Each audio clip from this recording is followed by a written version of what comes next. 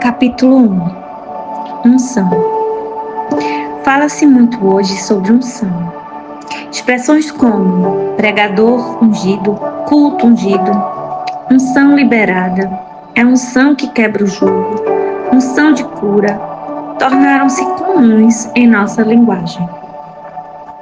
Mas o que vem a ser unção? A unção no Velho Testamento. Ungir primeiramente significa untar com óleo ou unguento. No Velho Testamento, encontramos a unção usada para conferir autoridade, estabelecer uma posição. Figurativamente, ungir com óleo era um símbolo de capacitação do Espírito de Deus para a execução dos deveres de um ofício, para a qual alguém era consagrado. 3 classes de pessoas do Velho Testamento recebiam a unção com óleo: o rei, 1 Samuel 24:6, o profeta, 1 Reis 19:16, e o sacerdote, Êxodo 30:30. Juntamente com a unção vinha o Espírito Santo sobre eles, capacitando-os para o exercício de suas funções. A unção do Novo Testamento.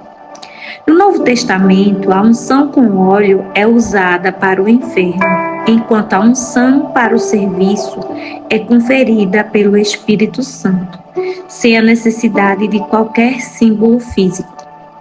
A figura central é Jesus, o Messias ungido, sobre quem o Espírito desce em forma de pomba na inauguração do seu ministério público.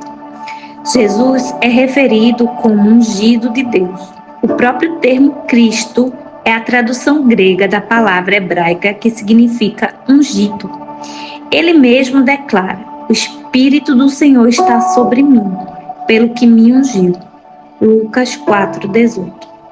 O apóstolo Pedro testifica: Deus ungiu a Jesus de Nazaré com Espírito Santo e com poder, o qual andou por toda parte, fazendo o bem e curando a todos os oprimidos do diabo, porque Deus era com ele. Atos 10:38. Jesus transporta em si as 3 unções do Velho Testamento. Ele é profeta, sacerdote e rei. O Espírito está sobre ele, sem medidas. João Batista disso dá testemunho: eu não conhecia. Aquele, porém, que me enviou a batizar com água me disse: aquele sobre quem vires descer a pousar o Espírito, esse é o que batiza com o Espírito Santo. Pois eu, de fato, vi e tenho testificado que ele é o Filho de Deus. João 1, versículos 33 ao 34. Jesus também é enfático ao dizer: o Espírito do Senhor está sobre mim. Lucas 4, dos versículos 18 ao 21. Realidades espirituais da unção. O cerimonial da unção transmite algumas verdades espirituais que devemos considerar. A unção é um elemento divino de separação de alguém para uma determinada missão. A unção transmite a habilidade divina para o cumprimento da missão confiada. A unção traz um elemento de mudança de posição e de qualidade do ser. Definindo a unção. No que concerne ao ofício, poderíamos dizer que a unção é o ato de Deus separar uma pessoa para uma determinada função, investindo-a de autoridade para ocupar a posição e habilitando-a para seu exercício. A unção, portanto, fala de posição, habilidade e identidade. Deus investe, capacita e transforma. Quando uma pessoa era ungida, a primeira consequência era a mudança de identidade. Ela deixava de ser o que era, a fim de se tornar aquilo para o que estava sendo ungida: profeta, sacerdote ou rei. Em segundo lugar, vinha a habilidade divina sobre ela, para a execução da tarefa. O agente da unção.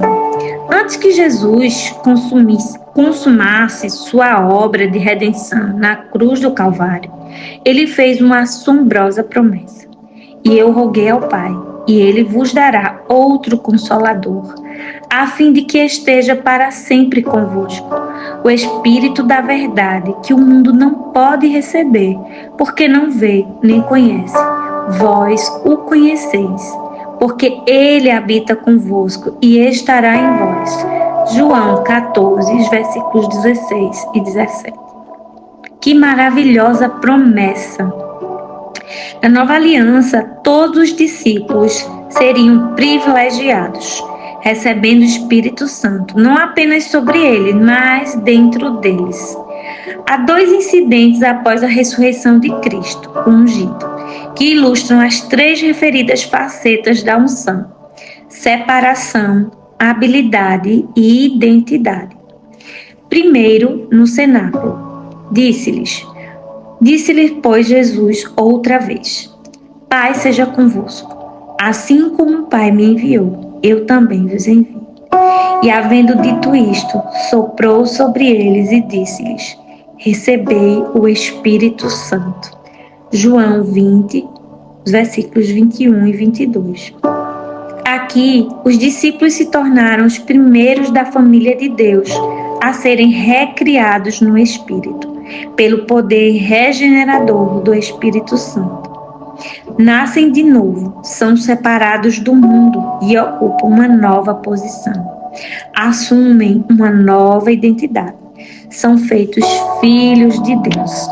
50 dias depois, o Espírito Santo é derramado conforme o relato de Atos dos Apóstolos, capítulo 2.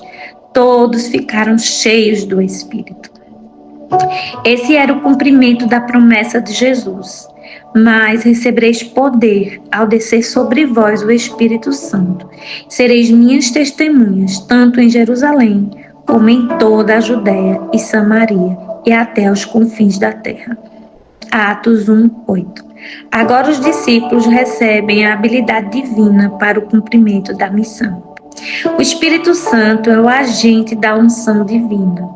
Ele ungiu a Jesus, ungiu os apóstolos e continua a liberar sua unção. Se no Velho Testamento o óleo era o símbolo de que o Espírito Santo era derramado e vinha sobre o ungido, hoje, após a obra de redenção efetuada por Jesus, o próprio Espírito é o agente, o veículo do Pai, através do qual a unção é conferida.